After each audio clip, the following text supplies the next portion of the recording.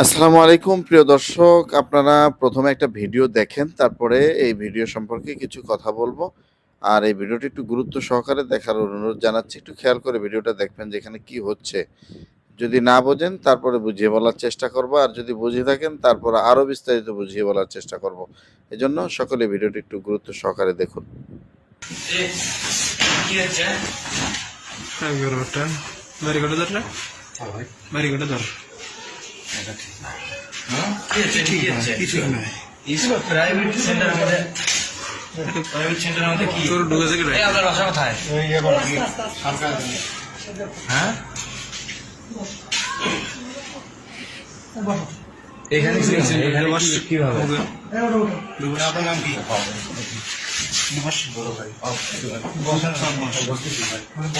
Coaching centre মানছে মার খাইতে দিবস ভাই আপনি বুঝতে পারছেন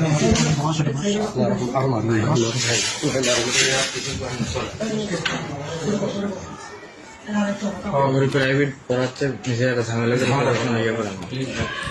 প্রিয় দর্শক, আপনারা ভিডিওটি দেখেছেন, এজন্য আপনাদেরকে আন্তরিক ধন্যবাদ জানাচ্ছি। দেখেন, এই যে ঘটনাটা আপনারা দেখলেন, এখানে কি হয়েছে? এটা একটা কোচিং সেন্টারের ঘটনা। এখানে ওই মেয়েদেরকে পড়াশোনা করানোর কথা বলে, অর্থাৎ প্রাইভেট পড়ানোর কথা বলে নিয়ে সেখানে এই শিক্ষক প্রতিনিয়ত মেয়েদেরকে ধর্ষণ করে। একেক দিন একেকটা ছাত্রীকে টার্গেট করে এই শিক্ষক সে মেয়েদেরকে পালাক্রমে সে ধর্ষণ করে।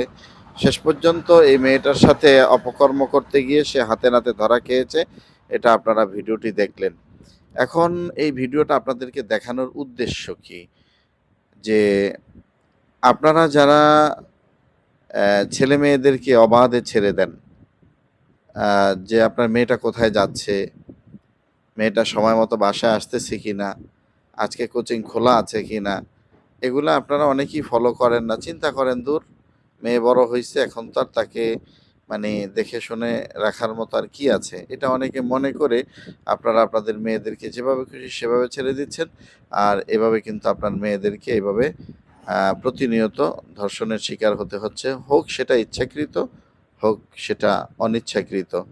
এখন এই যে এই অপকর্মগুলা করে, এর জন্য আমরা গার্ডিয়ানরা অনেকাংশে দায়ী। যদি আমরা একটু খেয়াল রাখতাম যে আমার মেয়েটা আজকে যে কোচিংয়ে গেল, আসলে একটু পিছন থেকে খবর নিয়ে দেখি সে আসলে কোচিংয়ে গেল কিনা। আর যদি যেয়ে থাকে তাহলে তো আলহামদুলিল্লাহ। আর মেয়েটা কোন সময় আসে, কোচিংটা ছুটি হয় কয়টায়? দেখেন, এখানে নিশ্চয়ই যেহেতু কোচিং সেন্টার, এই মেয়েটা নিশ্চয়ই ওই দিন একা পড়ে নাই, আরও ছাত্রী ছিল। তাহলে অন্য ছাত্রীরা চলে আসছে, আপনার মেয়ে আসেনি কেন? এটা আপনি কেন ট্যাকেল দিতে পারলেন না? তার মানে হলো আপনি এখানে ব্যর্থ হয়েছেন।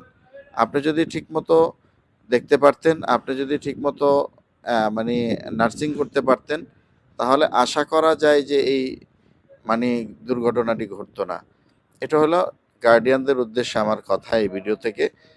আর ২ নম্বরে যেই মেসেজটা দিতে চাচ্ছি সেটা হলো, আপনারা দেখেন যে অনেক সময় মাদ্রাসায় সামান্য কিছু হইলেও এটাকে তালকে তিল বানিয়ে প্রচার করার চেষ্টা করে। আর এগুলা করে কারা? ইহুদি খ্রিস্টানের দালাল, নাস্তিক মুরতাদের দোসর যারা আছে, এরা এগুলাকে বেশি হাইলাইট করার চেষ্টা করে।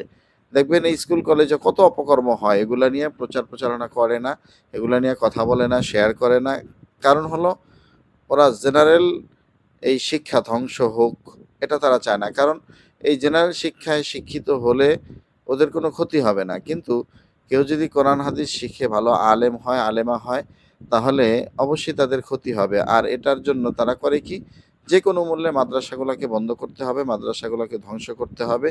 মাদ্রাসার সামান্য কোনো দোষ পেলেই তারা এটাকে প্রচার করার চেষ্টা করে। বিশেষ করে এখানে এগিয়ে আছে আমাদের দেশের জাতীয় মিডিয়াগুলা। এরা আসলে সাংবাদিক নয়, এরা আমি বলে থাকি এরা হলো সাংবাদিক নামের সাংঘাতিক মানুষ।